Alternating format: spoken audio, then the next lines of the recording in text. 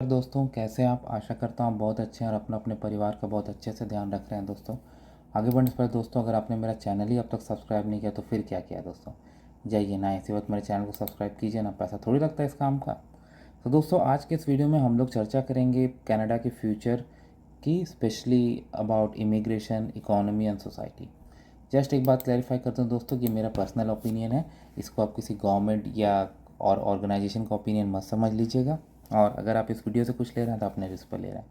तो दोस्तों, मैंने जो इमिग्रेशन के बारे में फ्यूचर ऑफ इमिग्रेशन करके जो वीडियोस बनाई थी, अगर आपने वो देखी हैं तो आपको ये समझ में आ रहा होगा कि मैंने जो जो कहा था वो सच हो रहा है। मैंने ये बहुत पहले ही आप लोग बोल दिया था कि कनाडा का जो इमिग्रेशन प्लान है और इमिग्रेशन सिस्टम जो है वो ऑस्ट्रेलिया को सूनर और लेटर फॉलो करता है। तो जैसे ऑस्ट्रेलिया में हमने ऑक्यूपेशन सीलिंग्स देखी थी, वैसे यहाँ पर अब कैटेगरी बेस्ड ड्रॉज हो रहे हैं, जिसमें सर्टेन स्पेसिफिक जॉब्स वालों को इनवाइट किया जा रहा है। तो इमिग्रेशन की अगर ओवरऑल बात करें तो मैं इमिग्रेशन जिस तरह से गवर्नमेंट के प्लान्स हैं, जिस तरह से वो नई नई स्कीम्स, पायलट प्रोग्राम्स लॉन्च कर रहे हैं, मुझे नहीं लगता कि वो इमिग्रेशन को कम करने वाले। तो इमिग्रेशन तो होगा ही। अब अगर इमिग्रेशन होगा, ज़्यादा होगा, तो इसके कुछ सोशल इकोनॉमिक इम्पैक्ट होंगे जो हमें समझना होगा। पहले तो वर्कफोर्स आएगी कनाडा में डेफिनेटली। सबसे पहले क्या चाहिए जब कोई वर्कफोर्स आती है? एक ह्यूज नंबर आते हैं क्या किसी कंट्री में, उनको बेसिक ह्यूमन राइट्स जैसे कि हाउसिंग, फूड, ये सब चाहिए। तो हाउसिंग की दोस्तों एक क्राइसिस चल रही है बहुत ज़्यादा। अगर आप कैनेडियन रियल एस्टेट फॉलो कर रहे हैं तो आप देख सकते हैं कि क्या चल रहा है। मुझे उसके लिए तो बहुत सारे वीडियोस मैंने बनाए हैं। तो ऐसे में ये एक बहुत बड़ा चैलेंज होगा गवर्नमेंट के पास, कि गवर्नमेंट ने स्टेप्स लिए हैं, नो डाउट। तो ऐसे में ये हमें गवर्नमेंट ने स्टेप्स लिए हैं, लेकिन इमिग्रेशन प्लान क्या हमारे हाउसिंग बिल्डअप प्लान से मैच कर रहे हैं?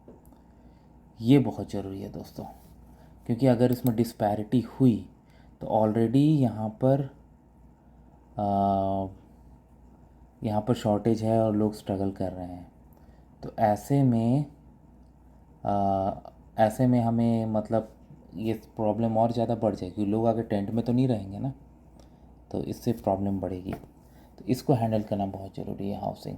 हाउसिंग के साथ साथ हमें इंफ्रास्ट्रक्चर को भी अपग्रेड करना होगा, क्योंकि और इंफ्रास्ट्रक्चर अपग्रेड करने के लिए सबसे ज़रूरी है कि जो पॉपुलेशन आ रही है या आने वाली है, जिसका प्लान हमने किया है, उसको हम यूनिफॉर्मली डिस्ट्रीब्यूट करें। आप कुछ सिटीज़, टोरंटो में जाओ, डाउनटाउन में मन इतना कंजस्टेड हो जाता है भाई कि मतलब क्या बोलूँ मैं, क्योंकि सब लोग को वहीं जाना है और वहीं जॉब करना है। तो इन सब चीज़ों को डिस्ट्रीब्यूट करना होगा। कनाडा में लैंड की कमी नहीं है, नेचुरल रिसोर्सेज की कमी नहीं है। तो भाई अगर इन सब चीज़ों को दूसरी सिटीज़, दूसरे लोकेशंस पे अगर शिफ्ट किया जाए और वहाँ पर ये पॉपुलेशन जाए, तो इससे उन रीजन्स का भी डेवलपमेंट होगा और कंजेशन की समस्या भी कम होगी। ये बहुत ज़रूरी है। और उम्मीद करता हूँ, आशा करता हूँ कि इस पर कुछ व्यापक कदम, ठोस कदम जल्द ही उठाए जाएंगे। और हमें जिस जिस तरह से भीड़ बढ़ रही है उस तरह से सर्विस को भी अपग्रेड करना होगा। और हेल्थ केयर बहुत ज़रूरी है। ऑलरेडी मेरे पास नंबर नहीं है, बट एक बहुत बड़ी आबादी के पास फैमिली फिजिशियंस नहीं है। फैमिली फिजिशियंस देखिए आपके first level of health protector के है, क्योंकि फैमिली फिजिशियंस नहीं होना का बहुत बड़ा डिसएडवांटेज है। तो ये बहुत ही मतलब हमें इससे आगे बढ़ना पड़ेगा, क्योंकि अगर हम ये आगे नहीं बढ़ पाए तो मैंने समस्या काफ़ी ज़्यादा हुई। अभी भी आप इमरजेंसी में उठ के जाओ, वेटिंग लिस्ट आप देख लो। तो ये हमें देखना होगा। तो डाउन द लाइन हाउसिंग, ये फैसिलिटीज़, इंफ्रास्ट्रक्चर, जिस तरह से हमारे प्लान है कि हमें इमिग्रेशन करना है, तो उन सब चीज़ों से ये मैच करनी चाहिए। और मैं तो ये कहूँगा कि इनकी स्पीड, जो हमारी इमिग्रेशन की जो स्पीड है उससे ज़्यादा होनी चाहिए।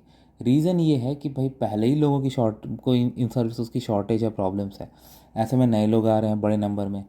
तो हमें माने यहाँ एग्जिस्टिंग लोगों की समस्याओं का समाधान करते हुए नए लोगों को भी उसमें सम्मिलित करना है।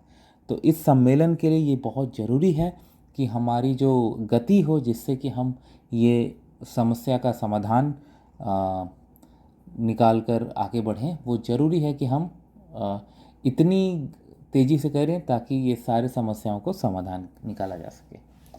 तो ये बहुत ज़रूरी है दोस्तों। उसके बाद दोस्तों, जहाँ तक सोसाइटी की बात आती है, तो कनाडा की सोसाइटी में मैंने एक चीज़ देखा है कि बहुत ही वेलकमिंग, बहुत ही एडेप्टिव, बहुत ही मतलब एक वाइब्रेंट यहाँ पे सोसाइटी है। ये मुझे अच्छा लगता है। मैं मतलब यहाँ पे दुनिया के हर देश के लोगों को देखा हूँ, हर देश के लोगों से बात किया हूँ, और मुझे कभी कोई ऑनेस्टली मेरे साथ कभी कुछ भी ऐसा गलत नहीं हुआ। चाहे मुझे रिलीजन के बेस पर, चाहे रेस के बेसिस पे, मेरे साथ तो कभी नहीं हुआ। मैं उन लोगों के अगेंस्ट नहीं जा रहा हूँ जिन्होंने कहा है कि उनके साथ हुआ है, बट मेरे साथ कभी नहीं हुआ है यहाँ पर। तो मैं अपना ओपिनियन आपके पास रख रहा हूँ। सो जैसा मैंने कहा, सोसाइटी काफ़ी वेलकमिंग है। तो सोसाइटी में तो मुझे नहीं लगता कि जब इतना ज़्यादा इमिग्रेशन होगा फ्यूचर में और पॉपुलेशन अगर बढ़ भी जाए तो उतनी कुछ समस्या आएगी। लेकिन हाँ, एक चीज़ है जिस पर ध्यान देने की ज़रूरत है, वो है इनकम लेवल पर। अभी जिस तरह से महंगाई बढ़ रही है, लोगों का क्या हाल है मुझे कहने की ज़रूरत नहीं है। ऐसे में इनकम लेवल डिस्पैरिटी हो सकती है। तो इस पर गवर्नमेंट को ध्यान देना है कि ये बहुत ज़्यादा आउट ऑफ कंट्रोल ना हो, क्योंकि अगर ये हो गई तो इससे दूसरे सोशल प्रॉब्लम्स हो सकते हैं। तो अभी के लिए दोस्तों इतना ही, आपका और ज़्यादा समय नहीं लूँगा। आशा करता हूँ आपको अब तक वीडियो पसंद आई हो, और आपका कोई भी फीडबैक हो बिल्कुल खुल के मुझे दीजिए। मैं आपको ओपन माइंड से आपके फीडबैक्स को एक्सेप्ट करूँगा। वीडियो देखने धन्यवाद। चैनल को प्लीज़ आप सब्सक्राइब करके ही आगे जाइएगा। Thank you.